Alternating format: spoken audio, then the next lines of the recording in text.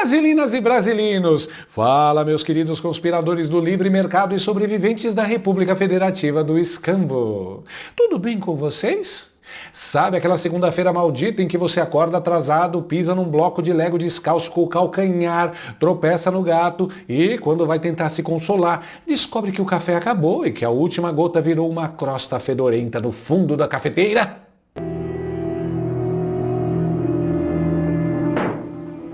Pois é, meus amiguinhos, eu garanto para vocês, com 100% de certeza científica e matemática, que a segunda-feira do nosso querido, incansável e jantador de camarão com champanhe, o presidente Luiz Bebasso Lula da Silva, está sendo infinitamente pior.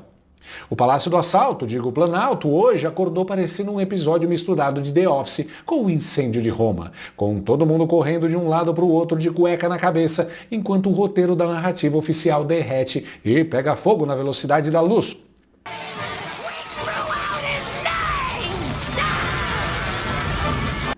E não é porque a cervejinha morna azedou ou porque a promessa da picanha metafísica virou uma abóbora murcha que nem serve para o Halloween. É uma abóbora. É porque a dona realidade, aquela velha chata que não leu o diário oficial, resolveu dar um triplo fatality com direito à decapitação na narrativa perfumada do governo.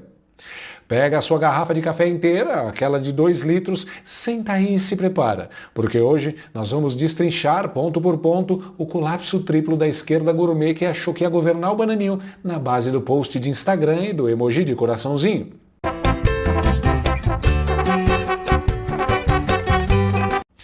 Vamos começar pelo nosso primeiríssimo round de humilhação pública. Brasilinas e brasilinos, preparem os seus corações para a tão aguardada, tão insensada e tão prometida delação premiada do Daniel Vorcaro, o bilionário e todo-poderoso dono do Banco. A proposta foi entregue bonitinha para a PF e para a Procuradoria-Geral da República logo no comecinho de junho.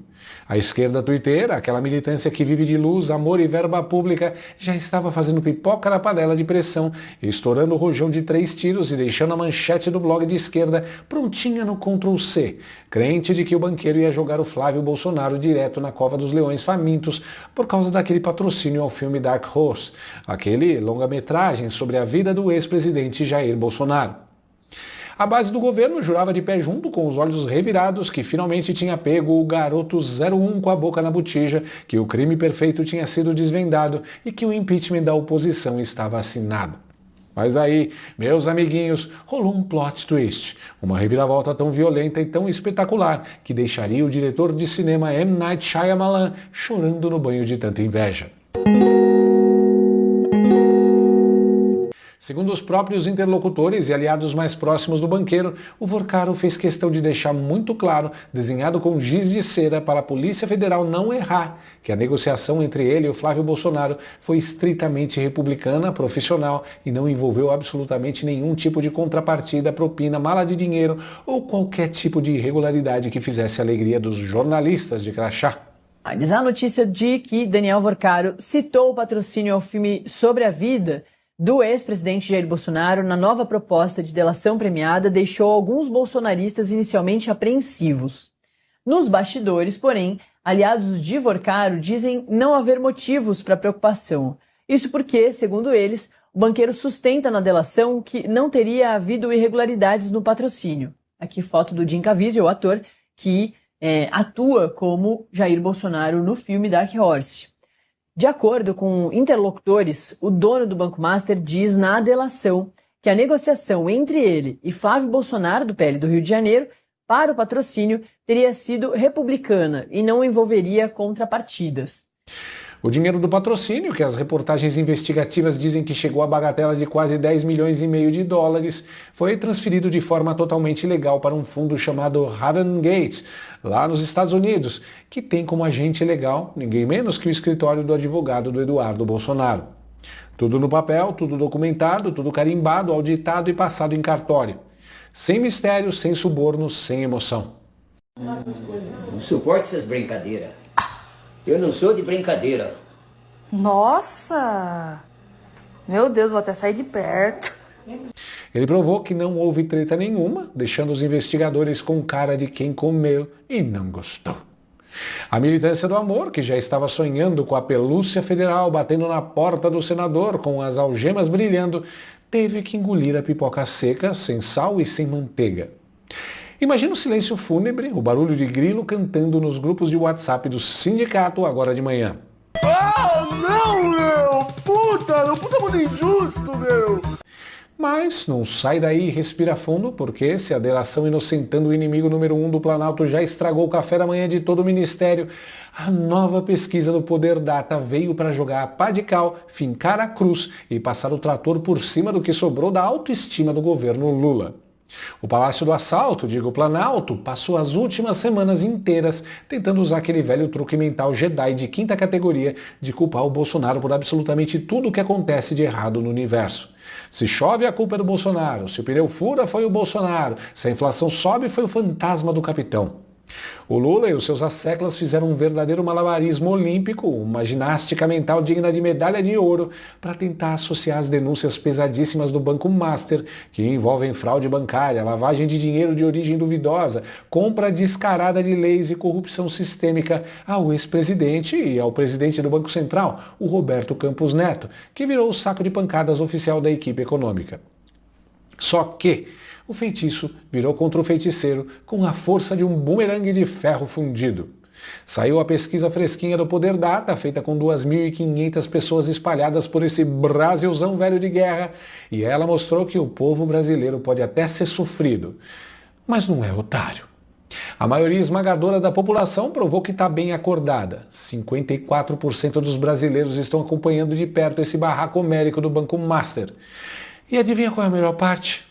Entre aqueles que conhecem a podridão do caso, 48% atribuem a responsabilidade diretamente, sem escalas, ao governo Lula, por permitir que essas irregularidades acontecessem bem debaixo do nariz deles. Para um recorte da pesquisa Poder Data, que também trouxe a repercussão do inquérito do Banco Master e a análise do povo brasileiro sobre esse caso. Vamos colocar aqui na tela, então, os números. Mais da metade dos eleitores, 54% tomaram conhecimento sobre o escândalo de fraude financeira. Ou seja, realmente, a maior parte do povo brasileiro conhece o escândalo do Banco Master. O responsável por permitir ilegalidades do caso Master, segundo essa pesquisa, os ouvidos nessa pesquisa, 48%, o governo Lula.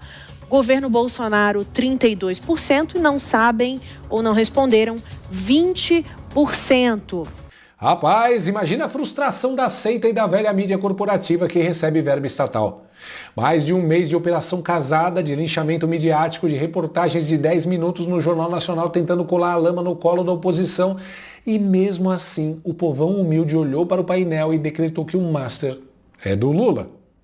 Eu não gostava de banqueiro. E aí eu falei, banqueiro não é tão ruim assim não. É o selo de incompetência e o atestado de falência da narrativa carimbado com tinta permanente na testa do presidente. E vamos combinar aqui, né, meu consagrado? Vamos ser bem honestos. O próprio Daniel Vorcaro chegou a se reunir pessoalmente com o presidente Lula e esteve pelo menos 4 vezes passeando, tomando um cafezinho com biscoito de polvilho e batendo papo no Palácio do Assalto, digo, Planalto, entre os anos de 2023 e 2024. Como é que você quer culpar a oposição, meu amigo, se o dono do banco que está sendo investigado por passar perna no sistema financeiro estava praticamente morando na sua sala e usando o Wi-Fi do palácio?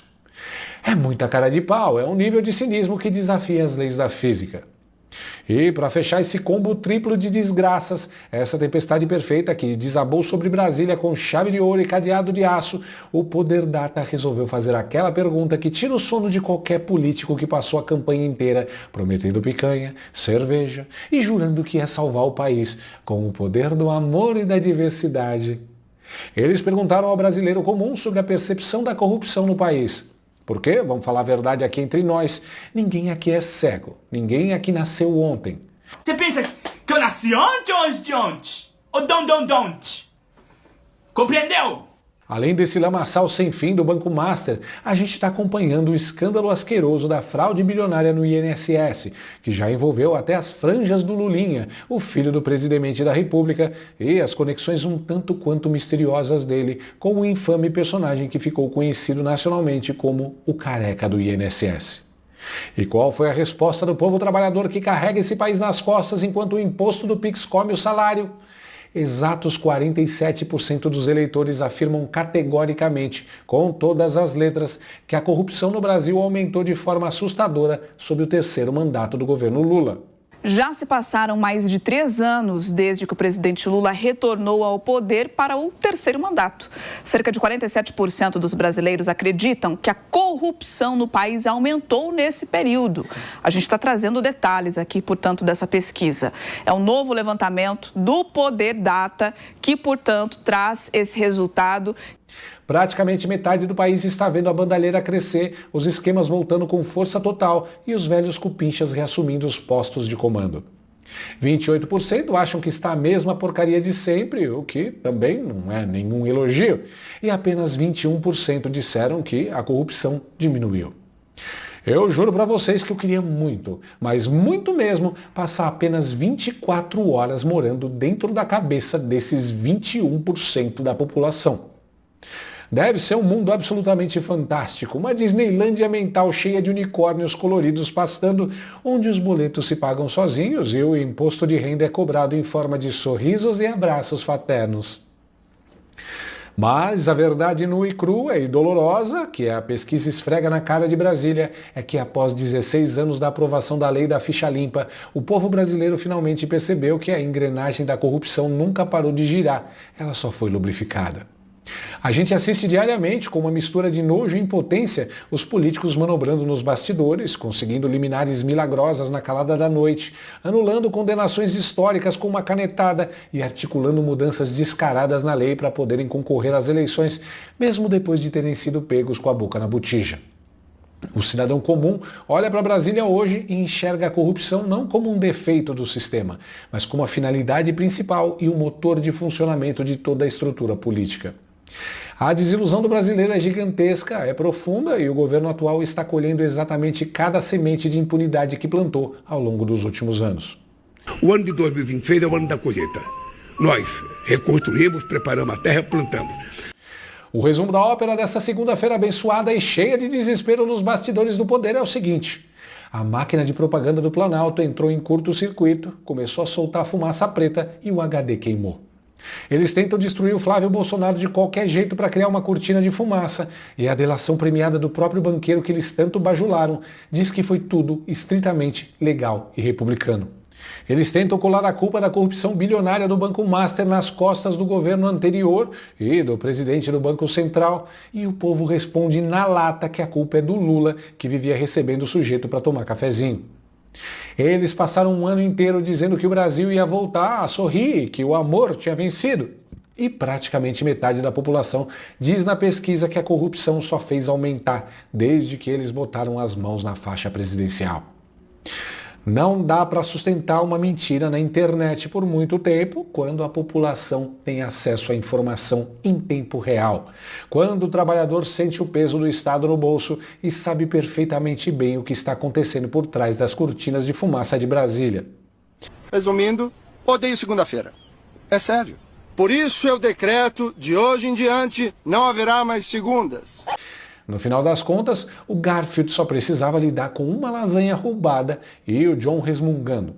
Já o nosso Garfield de 9 dedos vai ter que engolir que a fatura do Banco Master veio direto para o CPF dele em plena segunda-feira. Se você também deu umas boas risadas com o desespero e com a correria dos engravatados hoje, não esquece de esmagar o botão do like com toda a sua força, deixa o seu comentário debochado aqui embaixo e se inscreve agora na Oi Luiz TV. Porque aqui a gente não passa pano, não aceita carguinho e não perdoa político de estimação de nenhuma espécie. E faz aquele favor especial que ajuda a espalhar a palavra no livre mercado. Pega o link desse vídeo e manda agora mesmo no grupo de WhatsApp da família para fazer aquele seu tio militante engasgar com o pão com mortadela bem na hora do almoço. Fiquem com Deus, meus queridos conspiradores. Um grande abraço para todo mundo, juízo nessa cabeça e até o nosso próximo vídeo de humilhação. Fui. de Usa Brasileiros, porque tá chegando a hora do Mundial e você pode adquirir esse chinelo maravilhoso temático da Copa do Mundo lá no site da Usa Brasileiros, uma empresa mineira que bolou essa coleção aqui exclusiva, edição limitada da Copa do Mundo, com chinelos dos países sede, tem também o do México, tá ali com o Totonho, e tem também do Brasil para você esquentar o seu pé na torcida pela seleção brasileira.